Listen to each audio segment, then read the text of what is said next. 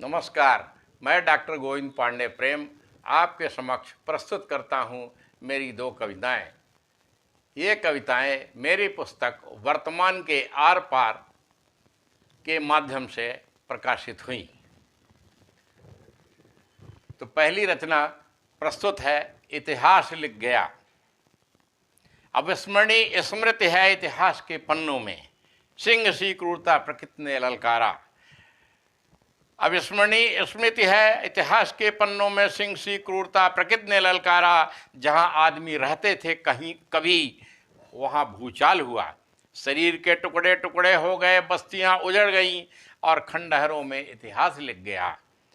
अविस्मरणीय स्मृति है इतिहास के पन्नों में, सिंह सी क्रूरता प्रकृति ने ललकारा। जहां आदमी रहते थे कभी, वहाँ भूचाल हुआ, शरीर के टुकड़े टुकड़े हो गए, बस्तियां उजड़ गईं और खंडहरों में इतिहास लिख गया।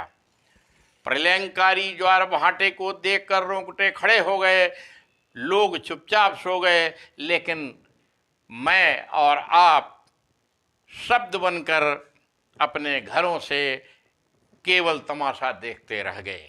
प्रलयंकारी ज्वार भाटे को देखकर रोंगटे खड़े हो गए, लोग चुपचाप सो गए, लेकिन मैं और आप शब्द बनकर अपने घरों से केवल तमाशा देखते रह गए। अविस्मरणीय स्मृति है इतिहास के पन्नों में, सिंह सी क्रूरता प्रकृति ने ललकारा। जहां आदमी रहते थे कभी, वहां भूचाल हुआ, शरीर के टुकड़े टुकड़े हो गए, बस्तियां उजड़ गईं और खंडहरों में इतिहास लिख गया। प्रलयंकारी ज्वार भाटे को देखकर रोंगटे खड़े हो गए, लोग चुपचाप सो गए, लेकिन मैं और आप शब्द बनकर अपने घरों से केवल तमाशा देखते रह गए। दूसरी रचना है अंतिम इच्छा।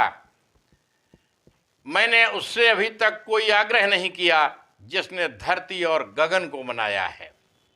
मैंने उससे अभी तक कोई आग्रह नहीं किया जिसने धरती और गगन को बनाया है। संभवतः इसलिए भी कि मेरी सांस ने दो पाटन के बीच मुझे जीवित रहने में सहयोग दिया। मैंने उससे अभी तक कोई आग्रह नहीं किया जिसने धरती और गगन को बनाया है।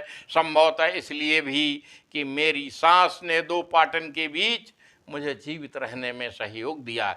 मैं कैसा था, अच्छा या बुरा आदमी, इसे मेरे निकट के लोग बताते रहेंगे एक लंबे समय तक, जब तक कि वे मेरी कविता को पढ़ते और पढ़ाते रहेंगे। मैं कैसा था, अच्छा या बुरा आदमी, इसे मेरे निकट के लोग बताते रहेंगे एक लंबे समय तक, जब तक कि मेरी कविता को पढ़ते और पढ़ाते रहेंगे।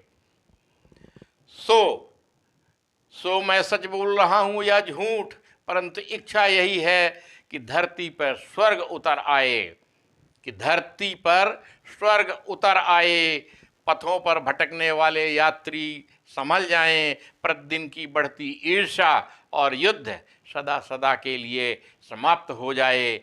सुख शांति हो चारों ओर, तभी मेरी कविता को नया मोड़ मिलेगा। हाँ, बस यही मेरी अंतिम इच्छा है।